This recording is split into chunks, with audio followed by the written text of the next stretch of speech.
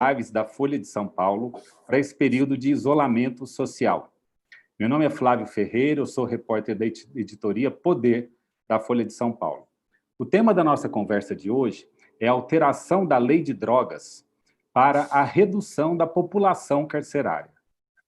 Os convidados para falar sobre esse tema são o médico e colunista da Folha, Drauzio Varella, a especialista em políticas de drogas e colunista da Folha, Ilona Szabo de Carvalho, e o criminalista e professor da USP, Pier Paolo Bottini. O ponto de partida da nossa discussão vai ser a Lei de Drogas, que entrou em vigor em 2006. O principal ponto dessa lei foi que ela aboliu a pena de prisão para os usuários. Porém, muitos críticos avaliaram que a lei não estabeleceu critérios objetivos para fazer a diferenciação entre usuário e traficante. E, na prática, segundo muitos pesquisadores, isso fez com que muitos juízes passassem a, de maneira equivocada, considerar usuários como traficantes. E a consequência disso foi um aumento da população carcerária. Em 2019, uma comissão de juristas foi formada e entregou ao presidente da Câmara, Rodrigo Maia, um projeto de lei para atacar exatamente esse ponto considerado falho na lei. Ou seja, o projeto de lei estabelece como critério a quantidade das drogas apreendidas. Então, para começar a conversar sobre esse tema, eu vou, então, pedir ao Dr. Drauzio Varella que nos fale, quer dizer, passados 14 anos aí da entrada em vigor da Lei de Drogas. O Dr. Drauzio Varella atende pacientes dentro dos estabelecimentos prisionais. Então, pode falar com a maior propriedade do mundo, né, sobre, nesse período, como o senhor viu a aplicação dessa lei para a população carcerária. Boa tarde, Flávio. É um prazer estar aqui com você, com a Ilona e com o Pier Paolo, que são amigos muito queridos. Eu comecei esse trabalho nas cadeias em 89, lá no antigo Carandiru. Naquele tempo, a população carcerária do Brasil era ao redor de 90 mil homens, porque eram praticamente todos homens, havia pouquíssimas mulheres presas naquele tempo. Passaram-se 30 anos e a população carcerária subiu para ao redor de 750 mil. Ninguém sabe exatamente o número, mas flutua, porque tem gente que entra e sai nas cadeias todos os dias, né? Nós temos a terceira população carcerária do mundo. A primeira nos Estados Unidos, com 2.200.000. Depois vem a China, ao redor de 1.100.000, mas a China tem 1.400.000.000 de habitantes, né? E o Brasil, com 750 mil. Quer dizer, nós temos uma população carcerária enorme quando comparada com a de outros países. Grande parte dessa população aumentou nesse período em função da lei de drogas. Porque essa lei é uma lei confusa. Ela diz que o usuário não deve ser preso, mas o traficante sim. Só que não estabelece critérios claros para a classificação. Isso é muito ruim, por quê? Porque você confunde o policial honesto e você dá margens para o desonesto fazer chicana. Se você deixa para o policial o julgamento na hora, para definir a diferença entre traficante e usuário, você está sujeito a todos os desvios que os preconceitos podem provocar. Então, por exemplo, eu moro perto de uma universidade, aqui no centro de São Paulo, e eu passo ali, frente, sinto um cheiro de maconha absurdo. E, de repente, passa um rapaz vendendo com aquela coisa, é um tabuleirozinho que ele prende aqui com corrente, parece aquelas vendedoras de balas antigas. E ele vende ali papel, ele vende vários tipos de cachimbo, ele vende toda a parafernália necessária para fumar maconha. E um dia eu parei, perguntei para ele, você já foi preso? Ele falou, já fui. Quer dizer, ele vende aquela parafernália ali, que não vende maconha, não, ele vende só não sei como se chama isso, os acessórios. Os acessórios. E ele que acabou sendo preso porque estava vendendo acessório para os meninos que fumam maconha mesmo ali, percebe? É uma série de incongruências. Mas a sociedade tem um pensamento muito simplista a esse respeito. O que eles pensam? Bom, se prenderem todos os traficantes e proibirem as drogas, o meu filho não vai usar, porque ele não vai encontrar droga. É um sonho, né? Uma utopia isso, né? Então, nós temos uma lei que é antiquada, os países mais desenvolvidos já resolveram esse problema.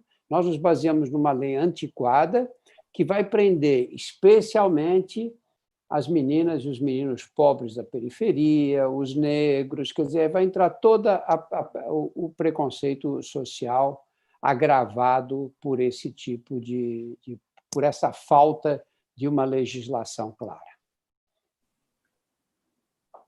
Obrigado, doutor Drauzio. Queria já dar um alô para o público que está acompanhando a gente pelo YouTube, que já é possível encaminhar perguntas pelo chat. Perguntas vão ser selecionadas pela nossa produção e a gente pretende trazer essas perguntas aos nossos convidados. Então, eu queria agora indagar a Ilona, que tem a perspectiva das pesquisas, dos estudos, o que os números, as avaliações mostram aí a respeito desse tema, Ilona? Perfeito. Obrigada, Flávio, pelo convite. Obrigada, Folha. É um prazer estar aqui, mesmo que virtualmente, com pessoas que a gente gosta. Enfim, tão barato participar e encontrar Dr. Drauzio e Pier Paulo, podendo trocar aqui informações sobre um tema tão chave, no momento onde está todo mundo em isolamento. Então, que bom. E é um tema muito importante, Flávio, porque ele, infelizmente, como o Dr. Drauzio bem falou, ele vem cheio de dúvidas, de falsas polêmicas e de pouco debate honesto. Acho que a gente deveria estar dizendo que a gente vai ser aqui bastante honesto. O que existe, o que a gente pode falar, o que a gente não tem informação para confirmar. O que eu posso falar, eu fiz bastante tempo aí de imersão dentro e fora do Brasil, buscando políticas de drogas que funcionem. É que a política de drogas hoje ela é muito pior do que o problema que a gente quer resolver. Então, quando a gente olha mundo afora, tem muitos outros caminhos que já são testados e, inclusive, não é só em países desenvolvidos, em países vizinhos, que poderiam estar nos ajudando a resolver uma questão de saúde. Em primeiro lugar, o consumo de drogas é uma questão de saúde e que, infelizmente, virou um grande problema de justiça criminal e segurança pública e que desvia o foco do que a gente gostaria de resolver, que é trazer mais bem-estar, mais segurança e mais saúde para as pessoas. Então, quando a gente olha, em especial o que a gente está falando aqui, a questão da descriminalização, dos critérios objetivos, a gente vê que inúmeros países já deram esse passo. Por exemplo, critérios objetivos de quantidade, tem mais de 46 países que já trouxeram essa referência nas leis. E por que isso é importante? Porque, como o Dr. Drauzio falou, a gente tem um sistema que eu acho que até desonesto com o policial da ponta, dizer que ele vai decidir. Porque a gente vive numa sociedade desigual, onde a gente tem sim viés, onde a gente tem questões estruturais de desigualdade, mas também de racismo, e a gente tem um perfil das pessoas que acabam indo presas.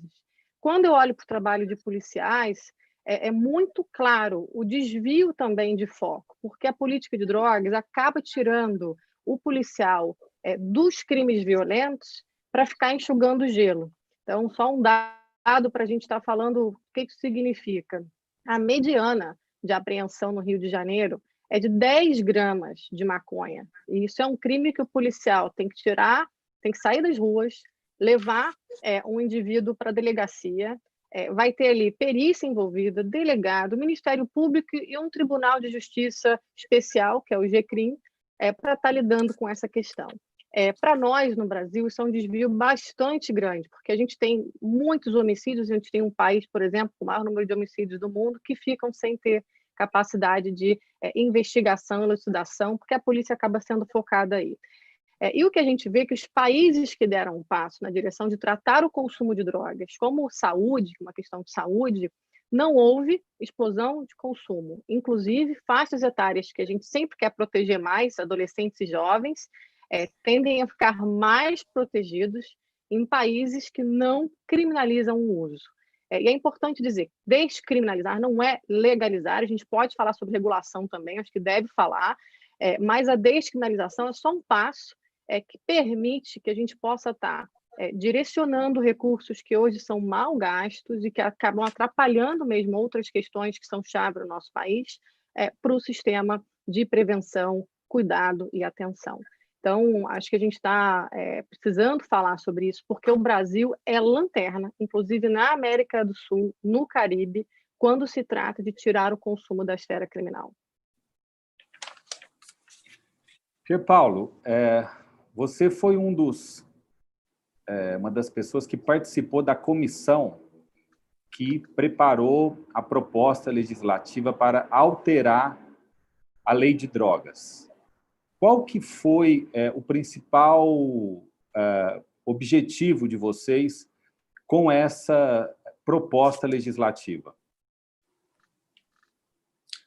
Bom, primeiro eu queria agradecer, cumprimentar o Flávio pelo convite, cumprimentar o Drauzio, a Ilona. É uma satisfação poder estar com vocês, ainda que distante, de forma remota, discutindo um tema que eu acho que é absolutamente importante, interessante e relevante. Eu estava no Ministério da Justiça quando foi aprovada a atual lei de drogas. Eu me lembro que a intenção naquele momento era, inclusive, uma intenção interessante, que era afastar a prisão daquele que usasse drogas, ou seja, não se chegava a um ponto de descriminalizar, mas pelo menos de afastar a pena de prisão. No entanto, no decorrer das discussões legislativas, acabou que não se colocou um critério para diferenciar o que é o uso do que é o tráfico, como disse o doutor Drauzio, e isso acabou resultando, embora a intenção da lei tenha sido muito boa, acabou resultando no aumento do encarceramento. Porque, efetivamente, aqui eu vou repetir um pouco o Drauzio, mas a autoridade policial, no momento que ela constatava que aquela pessoa tinha uma pouca quantidade de droga, ela sabia que se ela classificasse aquele ato como um mero uso, aquilo não ia resultar em qualquer espécie de privação de liberdade. Então, muitas vezes se forçava o enquadramento do tráfico, de forma que várias condutas que antes eram tidas como uso e tinham uma pena muito pequena, acabaram sendo enquadradas como tráfico, o que resultou, se eu não tiver os dados errados aqui, num amplo encarceramento, principalmente de mulheres. A gente teve um aumento de cerca de 600% do encarceramento de mulheres. O número de pessoas presas por tráfico, se eu não me engano, em 2006 era de 50 mil pessoas por tráfico, passou para 2013 140 mil pessoas, enquanto que o número de qualquer tipo de privação de liberdade ou de denúncia ou de condenação pelo uso de drogas caiu significativamente. Ou seja, no fundo, uma lei que era bem intencionada acabou resultando num aumento do encarceramento, produzindo o que a gente tem hoje, que é uma situação, como o Drauzio diz, de 750 mil presos, sendo metade disso provisórios. Agora, quando a gente se pergunta, e o que fazer diante dessa situação? Que é uma situação, e isso é importante dizer, a solução da prisão para a criminalidade ou para a questão de drogas é uma solução que não é nem de longe a ideal, né? A gente pensa muitas vezes que prendendo a pessoa, ela está fora de circulação, ela não vai mais usar drogas, ela não vai mais traficar drogas e esse problema está resolvido. Quando, na verdade, a gente precisa lembrar que o nosso sistema carcerário, até pelo altíssimo índice de reincidência, ele produz pessoas que saem de lá com uma capacidade criminológica muito maior, afora de incrementar a própria organização de um crime organizado. Eu me lembro, e o Drauzio conhece mais do que eu essa situação, mas a maior organização criminosa do país, o PCC, tinha há alguns anos cerca de 30, 40 mil filiados. Toda vez que a gente prende alguém, a gente dá mais um soldado, ou pelo menos dá mais dinheiro para aquela organização criminosa. Então, de que forma enfrentar isso? E uma das formas, Flávio, foi justamente essa.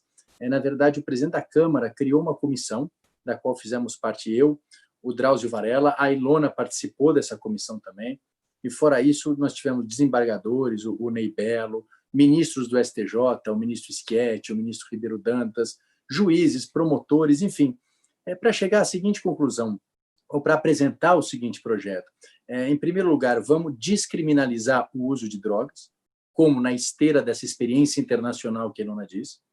Vamos manter criminalizado o tráfico, mas estabelecer escalas de tráfico de drogas, porque uma coisa é o sujeito que vende para o amigo uma semente de maconha, outra coisa é o sujeito que organiza o tráfico internacional de drogas. É evidente que a pena ela não pode ser a mesma, e vamos estabelecer critérios objetivos, ou seja, vamos fixar em relação a cada uma das drogas, ou pelo menos uma parte delas, alguns critérios objetivos, e delegar para a Anvisa que fixe os demais critérios. Então, para dar um exemplo, no caso da maconha, eram 10 gramas de maconha, se eu não estou enganado, e a depender da droga foram criadas, então, tantas plantas, tantas doses, para que a gente pudesse, então, retirar da autoridade policial, no momento da abordagem, a discricionariedade de definir se aquilo é uso, se aquilo é tráfico, e, de alguma forma, a gente evitar essa seletividade e esse alto grau de encarceramento. Existia uma série de outras propostas, uma série de outros dispositivos nessa lei que a gente pode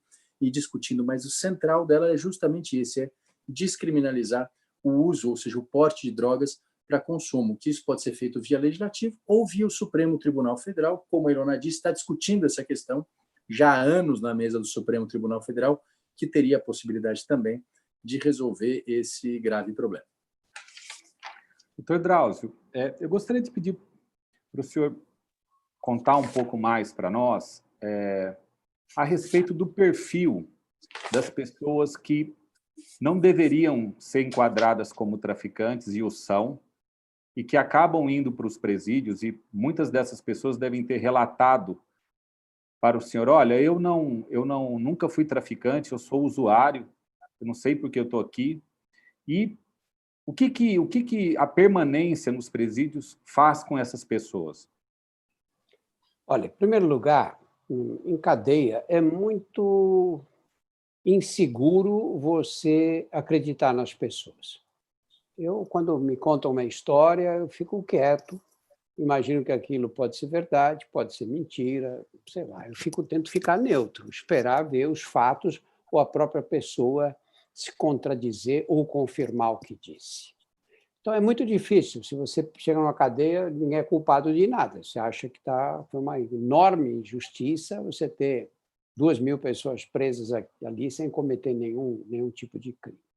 Mas tem situações que a gente sabe com clareza. Por exemplo, os últimos anos, desde 2006, os últimos 15 anos, portanto, 14, eu tenho atendido na Penitenciária Feminina de São Paulo, que é uma cadeia com 2.200 mulheres. Você sabe que preso não fala o crime que cometeu, ele cita o artigo do Código Penal. O Pierre Paulo conhece bem essa história. Aí você pega uma menina e fala, condenada a 4 anos. 4 anos pode ter certeza que é tráfico.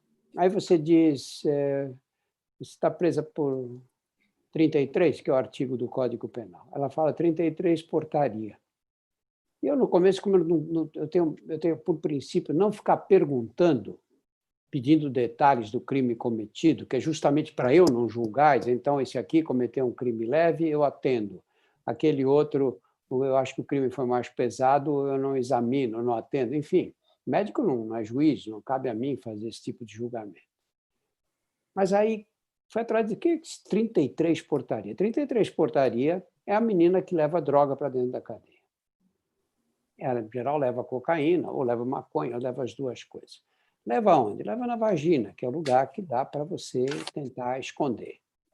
Aí ela passa na portaria, eles mandam sentar num banquinho para ver se não tem nenhum telefone celular, se não tem metal nas partes íntimas.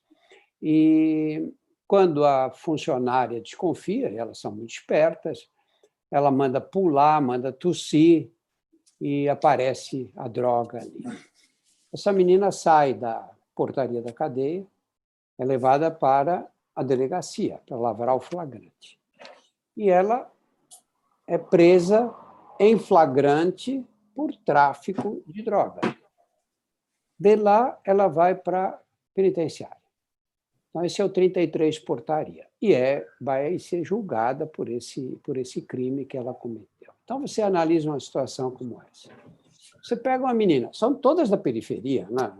Tem uma menina de classe média alta que se submeta a esse tipo de de situação. Ela saiu de casa. Geralmente tem filhos pequenos que ficaram em casa. E ela de lá vai para a delegacia, da delegacia vai para a cadeia. Então, as crianças ficaram sozinhas. Quem é que vai resolver o problema daquelas crianças? Às vezes são 2, 3 crianças, 4 crianças.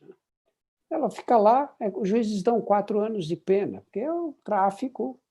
Deve ter um artigo que manda prender, que manda julgar dessa maneira. Quem é que ganha o quê com isso, Flávio? Quem é que ganha o quê? A sociedade ganha alguma coisa trancando uma moça dessa? Não vai cumprir os 4 anos, né, Pedro Paulo? Vai ficar um pouco menos, se tiver bom comportamento, mas as crianças, o que vai acontecer com elas? Se destruir a família, não é possível que não tenha uma pena administrativa para uma situação como essa. Porque eu cansei de conversar com pessoas, com autoridades judiciárias, e não tem sentido fazer uma coisa dessas, porque essa menina vai ficar lá. Não vai ver nada de bom dentro da cadeia. Vai sair de lá pior e com mais dificuldade, se já tinha dificuldade de se colocar no mercado de trabalho, depois muito mais dificuldade. Você empurra essas pessoas para o mundo do crime. Porque quando sai da cadeia já saem mais articulados. E é isso que acontece com esses meninos. Acabam entrando no tráfico por quê? É lógico que tem os mais espertinhos, que querem se dar bem, querem ganhar dinheiro, querem ter roupa de marca e tal. Lógico que tem sempre. Mas, na verdade, por que isso não acontece com os meninos da classe média, com as meninas da classe média? É um ou outro que vai por esse caminho, a maioria não. Por quê? Porque a sociedade oferece oportunidades para essas pessoas. Oportunidades de se formar, de ganhar, de chegar na universidade, de ter um bom emprego. Quando você põe a periferia das grandes cidades brasileiras, que são todas muito parecidas, né? Aquelas habitações precárias, casas sem reboque, uma casa grudada na outra, vielas. Quando você põe essas crianças nesse tipo de situação, frequentando escolas de baixo rendimento, o que o Estado, o que a sociedade oferece de oportunidade? Um fenômeno muito comum, eu já termino, das meninas que aos 14 anos têm o primeiro filho. É muito comum. A gravidez na adolescência é uma epidemia na periferia das cidades brasileiras. Até o primeiro filho para de estudar, porque com quem ela vai largar a criança? Já comprometeu o futuro dela e o futuro desse filho também. E a gente fica chocado, mas com 16 anos ela tem o segundo. Eu tenho uma menina que, pouco antes do final do ano passado, me disse, estou tão feliz hoje, doutor Drauzio. Eu falei, você não ouve essa palavra na cadeia, ninguém está tão feliz. Né? Ele disse, por que feliz, minha filha? Ela disse, porque nasceu minha neta esse fim de semana. Então, não diga, e quantos anos você tem? Eu disse, 28 anos. Estou velha já. 28 anos, essa menina era avó. Né? Como é que ela vai sustentar essa família? Como é que a filha dela, que tem aos 14 anos é mãe, vai sustentar essas crianças? Não tem nenhuma oportunidade oferecida pela sociedade. Né? E aí acaba entrando pelo mundo do crime. E aí tem uma trajetória. Né? Ilona, eu queria perguntar qual é o papel da formação dos juízes brasileiros quando a gente pensa nesse tema. Né? Porque, muitas vezes, a apreciação de um magistrado tem a ver também com o seu perfil ideológico e mesmo a sua formação na academia. O que as pesquisas dizem a respeito desse jeito de julgar dos magistrados brasileiros? Olha, Flávio, eu acho que eu não deveria nem colocar, enfim, digamos, o peso na questão acadêmica. Eu acho que o Dr. Drauzio dissecou aí, enfim, na verdade, merece dissecar alguns temas que ele fala, porque eu acho que o que está faltando, e não só aos juízes, mas à elite brasileira, e aí inclui um amplo grupo, incluindo promotores, juízes, enfim, e pessoas que estão aí num espectro muito pequeno da nossa população. É entender, de fato, o que é o peso das desigualdades na mobilidade social e digamos assim, na redução das opções que você tem.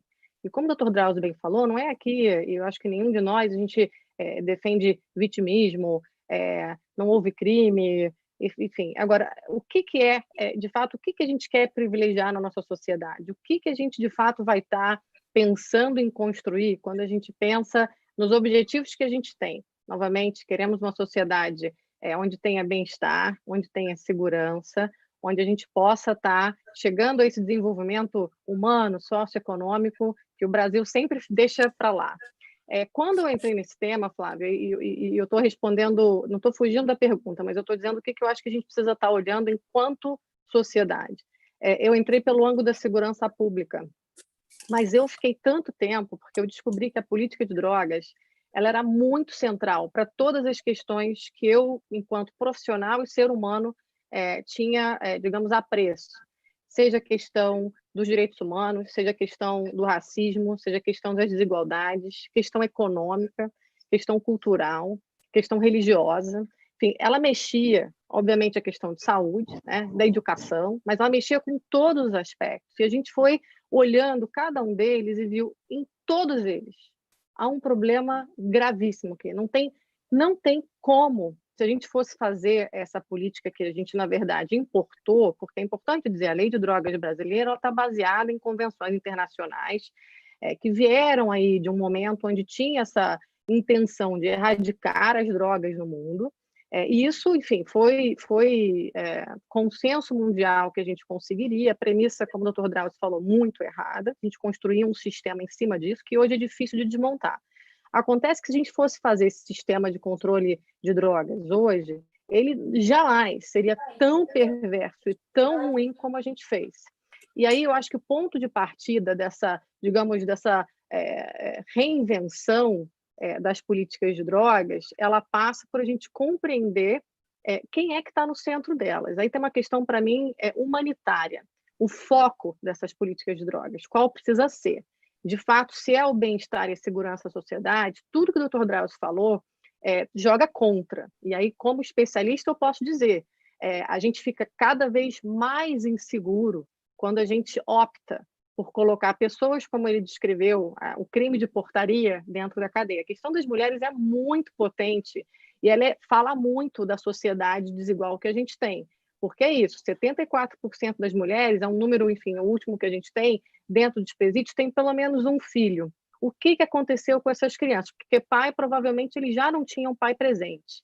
Enfim, em geral, isso é muito comum. Ninguém perguntou. Conselho tutelar dá conta? A educação dá conta? A gente tem uma rede de proteção social para dar conta? O que a gente acha que a gente está fazendo? A gente está perpetuando um ciclo por algo que, se fosse assim o mais eficaz do mundo, estamos todos protegidos, enfim, seja lá o que gostam de dizer que tem uma epidemia de drogas, enfim, o que também não é verdade, nada disso melhora, piora, nos degrada como seres humanos, porque a gente fica absolutamente reforçando desigualdades e sistemas excludentes, piora a nossa vida, nosso bem-estar e tudo que a gente sonha. Então, acho que tem algo que juízes, promotores e todos nós, enquanto elite, que somos uma parcela pequena, extremamente responsável pela determinação de para que lado a gente vai nesse país, de fazer aí um exame de consciência e ver o que é importante. E a obrigação, sim, aí sim, de juízes, promotores, defensores, de quaisquer pessoas que estejam lidando com questões públicas, de olhar os dados e olhar o que as experiências internacionais exitosas e não exitosas nos dizem. E aí eu posso dizer, o Brasil está num absurdo, como eu disse, é uma vanguarda do atraso.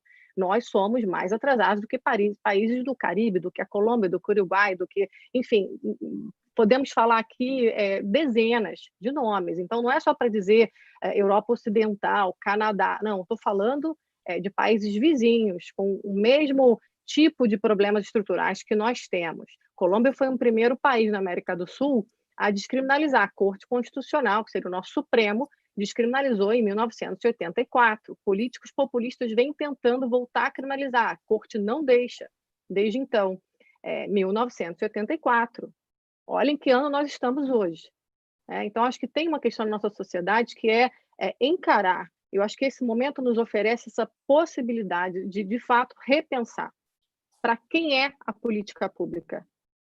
quem é que a gente de fato precisa olhar quando a gente faz isso? Porque se são os seres humanos, a gente está indo mal. Na política de drogas, eu posso garantir que a gente está indo mal. E temos recursos, conhecimento e possibilidade, muitos exemplos para nos inspirar. Então, paro por aqui, mas acho que é uma questão mais de fundo do que a questão de formação. Os dados chegam. Eu acho que está faltando tocar o coração, está faltando ir numa penitenciária com o Dr. Drauzio, sentar e escutar e tentar entender o privilégio que a gente tem de ter tido oportunidade de mobilidade social nesse país e como é que a gente muda para que mais gente venha com a gente. Pier Paolo, com a atual configuração do Congresso Nacional, você acha viável que a proposta legislativa de alteração da lei de drogas, você acha possível ocorrer aí a tramitação desse processo ainda aí dentro desse mandato? Só ligar o meu microfone aqui. Flávio, essa pergunta é muito boa e eu respondo ela nesse momento com o mais absoluto pessimismo. Nesse contexto e nessas circunstâncias, eu entendo que não há clima. No entanto, eu acho que esse Congresso Nacional só vai compreender a gravidade da situação e a gravidade de não modificar essa legislação quando ele for deparado com uma demanda da sociedade civil e que a imprensa também acabe divulgando de maneira muito clara esses dados, fique claro que a questão das drogas não é uma questão moral. A questão entre criminalizar ou não as drogas é uma questão de saúde pública. A gente não vai conseguir enfrentar o problema do consumo de drogas como um problema de saúde pública, que na verdade ele é, se a única resposta que o Estado der a essas pessoas for a ameaça de prisão, for a segregação criminal. Porque, embora hoje, para o usuário de drogas não exista a prisão, existe um crime, existe toda uma estigmatização de um processo penal. E é evidente que isso faz com que o usuário de droga não se aproxime, não peça ajuda ao Estado, não busque um sistema de saúde. Porque, no final das contas, tudo que o Estado tem para dar em relação a ele é uma estigmatização, é uma criminalização, é o uso do direito penal. Então, a gente tem que fazer esse Congresso Nacional perceber que, na verdade, quando a gente fala em descriminalizar o uso de drogas, a gente está dando oportunidade para tratar essas pessoas como pessoas que precisam de saúde pública. Ninguém aqui está falando que o usuário problemático de drogas é algo legal, é algo que possa ser tratado com tranquilidade ou é algo normal. Não, ele precisa sim de ajuda, ele precisa de tratamento, em algumas situações até de maneira extrema, mas não é o direito penal que vai resolver isso.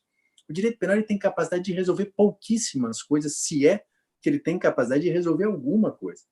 Mas veja, na verdade, a gente quando responde a isso com o direito penal, com o cárcere, a gente inclusive está criando um problema para a própria segurança pública, porque quando eu exijo de um policial, por exemplo, que ele faça uma ronda buscando pessoas que estejam consumindo drogas, e se ele não fizer isso, ele vai estar prevaricando, eu estou tirando o policial de coisas muito mais importantes, ou seja, dele combater o crime que efetivamente afeta a vida e o cotidiano das pessoas. Quando eu crio um sistema prisional do tamanho do nosso, onde cada preso custa, sei lá, por ano, 20, 23 mil reais, e um sistema que gasta no Fundeb, o último dado que eu tenho é de 2017, 2.000 e poucos reais por aluno, a gente vê a absoluta falta de prioridade no nosso sistema. Ou seja, eu gasto muito dinheiro com um sistema que só reproduz a criminalidade, que não resolve o problema das drogas. Enquanto isso, eu tenho a verdadeira criminalidade, eu tenho questões de educação, de saúde, que precisam de verbas, que precisam de recursos, e eu não tenho esse dinheiro porque eu gasto todo esse dinheiro num sistema que não resolve. Então, para responder a tua pergunta de maneira objetiva, Flávio, eu acho que o Congresso Nacional, ele evidentemente, numa democracia, ele só se mobiliza diante de uma grande pressão popular. A gente não vai ter uma pressão popular para descriminalizar o uso de drogas, mas a gente pode ter uma pressão popular pelo uso mais racional do dinheiro público. A gente pode ter uma pressão popular que demonstre como essa lógica do encarceramento aumenta o crime organizado, aumenta a insegurança pública, e talvez daí o Congresso Nacional, numa opção pragmática, resolva aprovar ou votar esse projeto de lei para efetivamente criar alguma racionalidade nesse sistema. Pier Paolo, nós recebemos uma pergunta pelo chat para você. A Pietra Bressani Fontana, ela gostaria de saber se a descriminalização das drogas pode ser uma conduta efetiva para o enfrentamento do crime organizado em São Paulo. Veja, Pietra, eu acho, e aí eu depois repasso até essa bola para o Drauzio e para a Ilona, mas a impressão que eu tenho é que qualquer coisa que você, em primeiro lugar, você tire aquele usuário da droga da ilegalidade e da margem e dê a ele a possibilidade de um tratamento, de sair dessa demanda por consumo, você reduz a demanda. E reduzindo a demanda, evidentemente, você reduz a oferta ou dificulta a oferta. Em segundo lugar, essa política, necessariamente, quando a gente vem junto com ela e cria um critério objetivo de separação entre tráfico e uso, você reduz o encarceramento. E reduzir o encarceramento, para mim, é uma das maneiras mais eficientes da gente combater o nosso crime organizado. Porque, ao contrário do crime organizado de outros países, o nosso nasce e se reproduz no cárcere. Porque, veja, você falou da China e dos Estados Unidos, o Drauzio falou da China e dos Estados Unidos, são sistemas gigantescos, imensos, mas, de alguma forma, você tem uma intervenção do Estado que acompanha aqueles detentos. No Brasil, você cria um sistema com 750 mil pessoas, e, Drauzio, me corrija se eu estiver errado, mas você tranca a porta e deixa as pessoas lá dentro. É evidente que elas vão se organizar, elas precisam se organizar para sobreviver. E quando elas se organizam, essas 750 mil pessoas, você criou a maior organização criminosa do mundo. Então, se eu quero combater a organização criminosa, eu preciso olhar a questão dos presídios. Cada preso é um presente PCC, porque ou é mão de obra ou é mais dinheiro para essa organização criminosa. Claro, precisa pegar um gancho aqui, porque, enfim, mexeu bastante aí com a minha seara, e eu acho que eu dou um passo além para trazer um outro tema à mesa, porque se a gente disser assim, a descriminalização ela vai resolver tudo, não, mas ela começa a resolver e começa a nos dar opções, em especial, se a questão dos critérios objetivos for bem feita, porque se a quantidade, como é que a gente vê nos outros países e onde deu certo e não deu certo? Tem algo que chama padrão de consumo. E aí, enfim, entender para qual tipo de droga, qual é o uso de alguém que é um usuário recreativo, de alguém que é um dependente. O dependente ele consome muito mais do que um usuário recreativo, em geral. Mercados de drogas muito perigosas, crack, heroína, eles são sustentados pelos dependentes químicos e, obviamente, o uso deles é maior. Então, para a gente determinar os critérios objetivos de diferenciação de uso de tráfico, a gente tem que olhar para isso. Isso é um ponto. Mas o outro ponto é que, bom, pelo menos a gente vai estar tirando uma parte, né, das pessoas que acabam indo presas e poderiam, de fato, não ser, porque tem gente que é usuário, mas porque é pobre, porque é negro, porque, enfim, não tem recurso para pagar um advogado, acaba encarcerado pela lei de tráfico de drogas, então existe isso também. Mas, enfim, a gente vai estar abrindo espaço para ter digamos assim, uma racionalidade maior no uso do recurso e para que a saúde comece a andar, digamos assim, a voltar a ter um equilíbrio do papel da saúde e do papel da segurança pública e justiça criminal quando a gente está falando de drogas. Bom, o passo seguinte, que eu acho que é muito importante a gente falar, é a regulação. Antigamente, isso era até, digamos assim, era um baita tabu. Quando eu comecei a trabalhar com esse tema, era assim, persona não grata, lá vem ela falar de regulação. Acontece que o país, né, hoje, os Estados Unidos, é o país onde você mais tem experiências estaduais de regulação da maconha, e pelo número de população, são estados muito grandes, são 11 estados dos Estados Unidos que já têm regulação para os adultos. A gente tem o Uruguai, como um outro, né, um país inteiro. A gente tem o Canadá, um país também de porte considerável. Em nenhum lugar desses aconteceu a hecatombe ou a explosão de consumo. Inclusive, tem dados curiosos, que a indústria da cannabis enfim, fez vários investimentos, e, enfim, acreditando que o consumo ia crescer, e não foi bem assim. Tem um monte de gente que perdeu dinheiro no mercado, porque investiu e achou e fez apostas, enfim, não aconteceu. Não aconteceu com acidente de trânsito, não aconteceu de desproteger crianças e adolescentes. Aconteceu o quê? Onde está sendo feita essa regulação, você tem hoje uma taxação e tem vários modelos. Tem modelos que eu acho melhores ou piores, mas os melhores, o imposto, as regras e como tem sido tratado com responsabilidade, tem melhorado escolas, tem melhorado a segurança, tem melhorado uma série de questões locais fundamentais. Então, virou de fato, digamos, tiramos o lucro do crime organizado, tiramos gente da cadeia de uma certa forma e paramos de alimentar esse ciclo que o Pierre Paulo fala, porque além de nascer e se multiplicar, o crime organizado também controla o crime a partir das cadeias, né? Então a gente consegue quebrando essa história e consegue novamente equilibrando, né? É saúde para quem precisa de saúde, é prevenção e educação para os jovens entenderem que uma política de drogas moderna, de fato, hoje a gente fala, olha, você tem que prevenir ao máximo. Mas, enfim, retardar, porque tem uma questão de idade também, de formação de cérebro, o Dr. Drauzio pode falar melhor sobre isso. Mas, em última instância, no uso adulto, a gente quer evitar esse abuso. As pessoas que resolvam fazer o uso, façam esse uso de uma forma responsável. Então, há modelos de regulação hoje, muitos, para a gente olhar. E aí, sim, eu acho que neste âmbito da regulação, em especial da maconha, porque é a droga mais consumida, é onde a gente tem mais informação, é onde a gente teria mais conhecimento para dar espaço, eu acho que aí faz uma grande diferença quando a gente fala em minar as estruturas do crime organizado. Doutor Drauzio, qual a sua visão aí a respeito desse tema colocado pela Pietra? A possível relação entre a descriminalização e o combate ao crime organizado? Olha, em primeiro lugar, eu acho que a gente fala muito genericamente de drogas, de um modo geral. Né?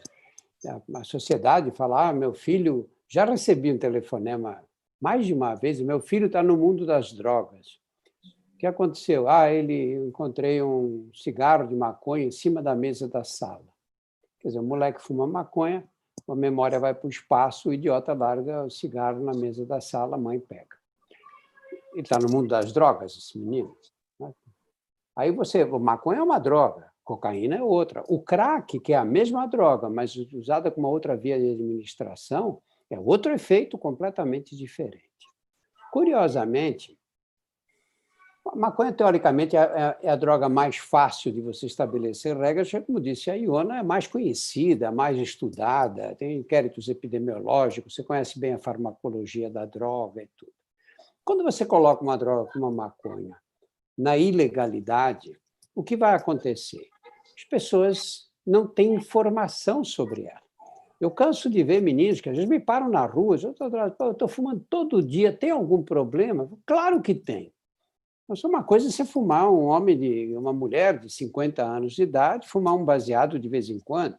Outra coisa é um menino de 13 anos, 14 anos, ou uma menina, e passar a tarde inteira fumando maconha em casa. É completamente diferente. A maconha, essa fase, a adolescência, é uma fase caracterizada pelo seguinte: um amadurecimento da área do cérebro, do hipocampo e das estruturas anexas ali, que coordenam as emoções. Então, você pega um menino ou uma menina de 15 anos, essa área está bem desenvolvida já. O lobo frontal, que é esse que nos diferencia dos outros primatas, o lobo frontal, muito desenvolvido na nossa espécie, vai amadurecendo muito mais devagar, vai amadurecendo, vai terminar o amadurecimento, formação de todas as sinapses necessárias, aí pelos 25 anos. Qual é o problema do lobo frontal amadurecer mais devagar? É aqui no lobo frontal, o lobo frontal recolhe todas as informações que chegam no cérebro, todas elas que vêm pela visão, pela audição, pelo olfato, pelo tato, coordena tudo e faz a tomada de decisões. Ele é essencial para a tomada de decisões. Por isso é que o moleque ou a menina, na adolescência, só fazem besteira, porque eles têm a parte emocional toda desenvolvida, mas a tomada de decisões, em geral, obedece a outros fatores e pode não ser racional. Muito bem. Você não pode ensinar isso, porque a droga é proibida, ninguém sabe. O menino fuma e diz, não é nada, isso aqui é um produto natural, isso é pior fumar o cigarro comum. Não é? Você tem a cocaína, é outra história. A cocaína tem o mito de ser uma droga que vicia. A imagem é da Cracolândia, né? Aquelas pessoas ali no meio daquela sujeira, fumando cachimbo, etc. Olha, a cocaína é uma droga muito fácil de largar. Muito, muito fácil. Eu enfrentei um problema grave na penitenciária feminina com a cocaína.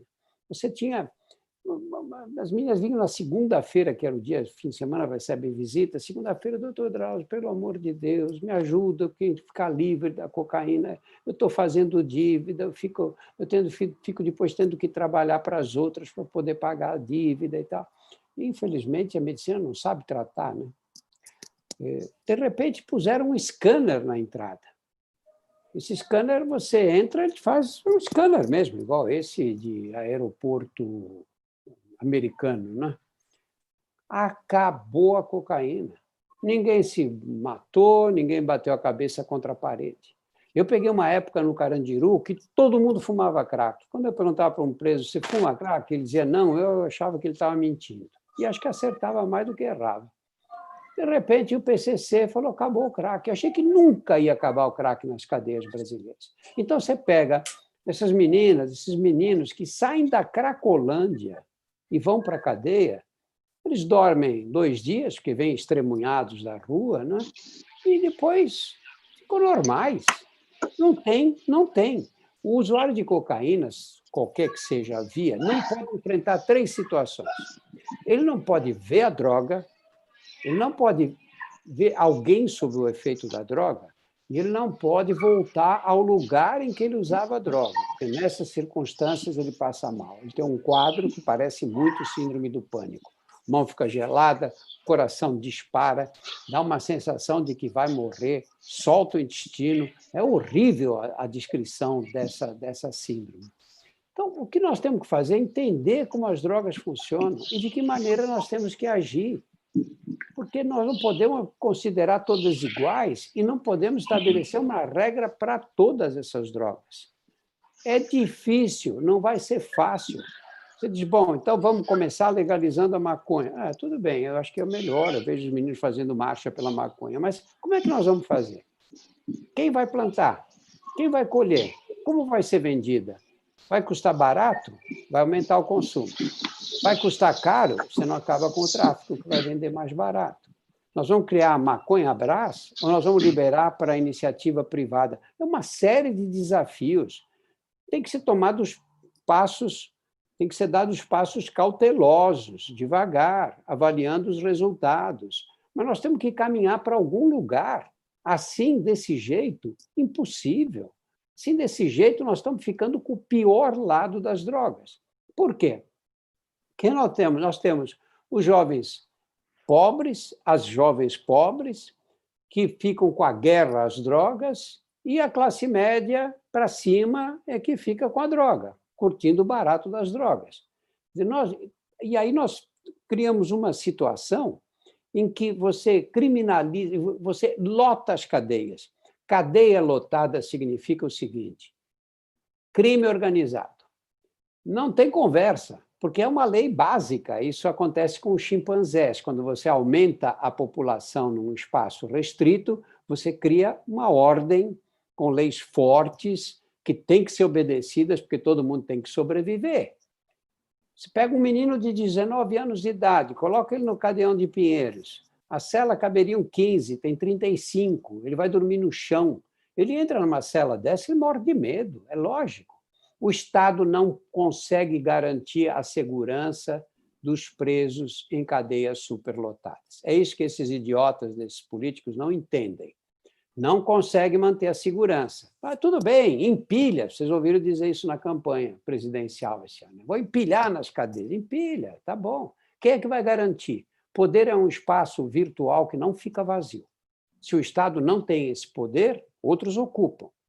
Então, você pega um menino desse, de repente chega um mais velho, que conhece ele da quebrada e tal, diz, olha, minha filha, junta com a gente aqui, chega na nossa, a gente vai te ajudar, tudo que você precisar dentro da cadeia você vai ter, pasta de dente, toalha, um tênis, se o teu ficar muito velho, uma camiseta, que o Estado não dá nada, né? E a tua família vai receber uma cesta básica todo mês. Se alguém mexer com a sua irmã, com a sua mãe na rua, se fala com a gente agita o sintonia do teu bairro. E esse menino de 19 anos, que era um bobinho, que não tinha nenhum poder na vida dele, de repente virou um cara importante, que tem um grupo ao lado do qual ele ele se junta em um grupo que dá a ele a segurança e a garantia de que ele vai sobreviver nesse ambiente. É tão claro, não é? Tão claro. Ilona, você escreveu um livro intitulado Drogas, as histórias que não se contaram. Qual é a sua dica para que as pessoas possam buscar as histórias que realmente expliquem, que informem e que deem condição para que as pessoas possam tomar uma posição em relação a esse tema, uma posição mais qualificada, né? Para que se possa fugir aí dos lugares comuns e, muitas vezes, aí de uma defesa que é meramente apaixonada tanto por um lado como do outro. Acho que é dizer, e assim, Flávio, aqui, né, nós estamos num debate onde tem três pessoas com não uma opinião igual, mas que converge. Por que converge? Eu vou dizer isso com muita tranquilidade, porque a gente está aberto às evidências. A gente conhece as histórias, mas a gente também acompanha o conhecimento e acompanha as experiências. Então, acho que o primeiro ponto, né, o primeiro momento para a gente se tornar responsável e poder formar a nossa opinião é buscar informação de qualidade. E aí, enfim, lá no Instituto Garapé, a gente compila, não só produz, como compila também, e tem acesso, tem links para muitas publicações de think tanks, organizações, centros de estudo e pesquisa no mundo inteiro. No livro, o que eu trago? Eu tento trazer, enfim, eu fiquei 10 anos muito imersa nessa jornada de uma busca por uma política de drogas mais efetiva e mais humana. Então, eu tentei traduzir números em histórias, porque os números não choram, né? Como a gente está vendo agora com a Covid, eu acho que é muito importante a gente entender as histórias que o Dr. Drauzio nos conta, que o Pier Paolo conhece bem também. Então, o que eu conto ali? O drama, eu tenho certeza, eu desafio o leitor a escolher, me diga se você nunca se deparou com uma dessas pessoas, porque eu começo com uma criança soldado na Colômbia, que, enfim, acaba sendo recrutada forçadamente por um grupo guerrilheiro, os pais eram cultivadores de coca. Aí você vai para uma mula, que é uma mulher que transporta as drogas. Uma policial que tem que estar enfrentando, enxugando gelo ali, essa batalha inglória da guerra às drogas, e começa a questionar, poxa, será que é isso aqui mesmo que eu tenho que olhar? Qual é a prioridade do meu trabalho para fazer a sociedade ficar melhor? Né? Um traficante, um usuário, um dependente. Né? Enfim, para a gente entender, na verdade, o que está se passando. Eu acho que cada um de nós já se conectou de alguma forma com essa cadeia de produção, venda, comércio, enfim, das drogas, né? E eu acho que a gente tem que parar para pensar o que a gente pode estar fazendo diferente. A boa notícia é que a gente está aqui falando sobre o problema. O que eu posso, com muita tranquilidade, dizer, e é a segunda parte do livro, mas das pesquisas que a gente faz, é que tem solução. Tudo que a gente está querendo fazer no Brasil, alguém já fez bem ou mal, a gente já tem lições para adaptar. Obviamente, a gente não vai copiar o nosso contexto, como o Dr. Drauzio falou, política pública não se faz do dia para a noite, de qualquer maneira, a gente vai tomando decisões responsáveis, baseadas no melhor conhecimento, vai monitorando, vai avaliando, mas vai andando para frente.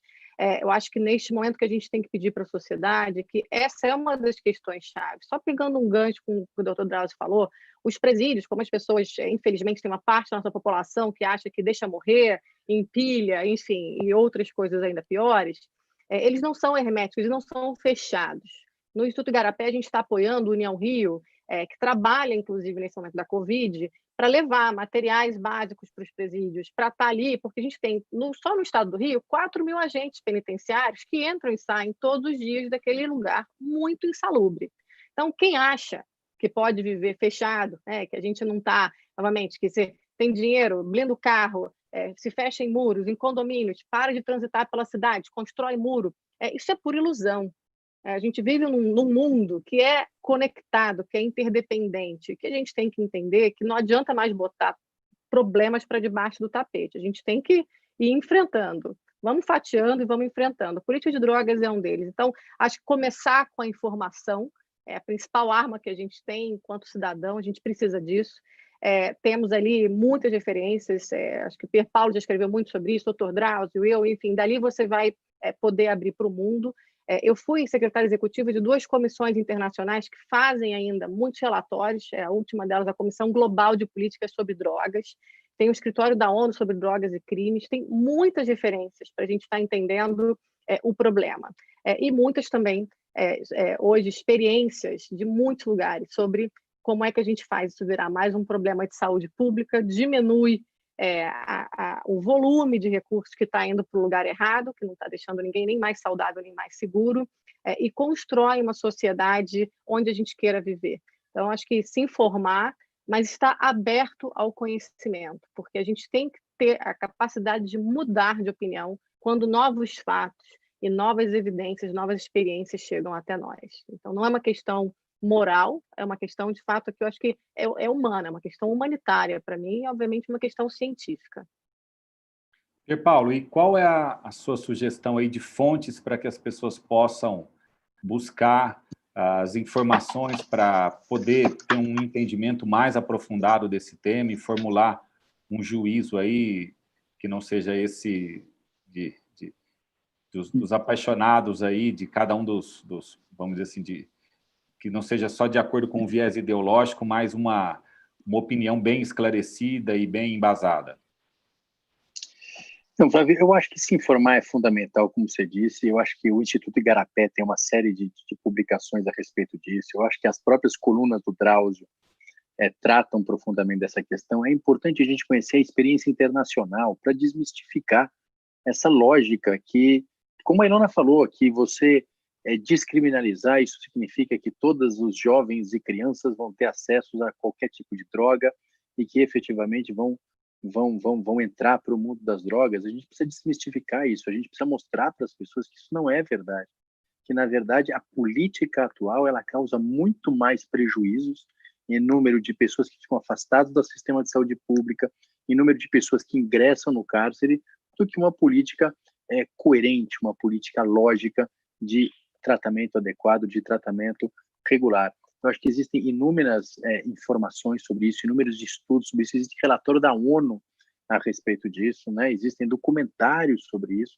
existe uma série de fontes que podem ser acessadas. É importante que as pessoas descubram aquilo que o Drauzio disse, é fundamental. É claro que depende da droga, mas é fundamental que a gente possa ter acesso. Eu me lembro de uma das discussões, só para encerrar aqui, na comissão, em que alguém estava dizendo quanto eram as 10 gramas de maconha, e um dos juízes disse, não, mas isso é um dedo de gorila.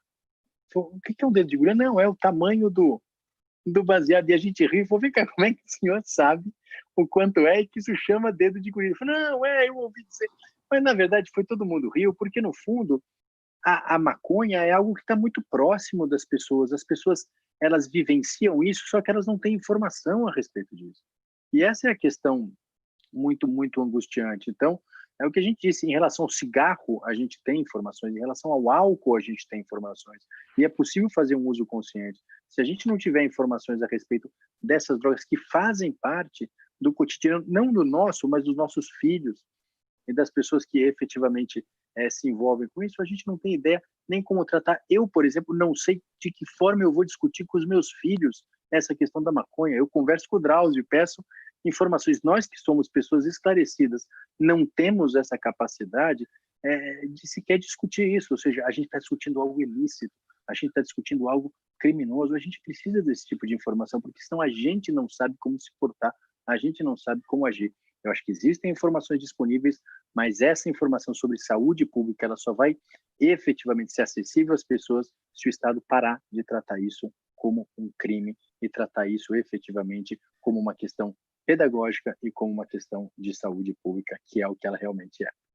Flávio, só uma referência muito importante, um segundinho, Pier Paulo, sobre uma cartilha para pais e professores. Proteção em primeiro lugar, está lá no nosso site, é um material adaptado de algo que vem sendo testado sobre justamente como é que você fala com honestidade, mas para prevenir, né, o uso. E a gente tem um monitor de políticas de drogas das Américas, no Instituto Igarapé, onde você pode acompanhar todos os países das Américas, quais são as inovações em políticas de drogas. A próxima, digamos, atualização sai em setembro, mas ele está atualizado até o final do ano passado. Enfim, todo ano a gente está atualizando ali. São lugares onde você pode ver tudo o que está acontecendo na nossa região, que é a região onde tem mais experiências no momento. A Europa Ocidental começou e as Américas é quem hoje tem mais novidade a todo momento.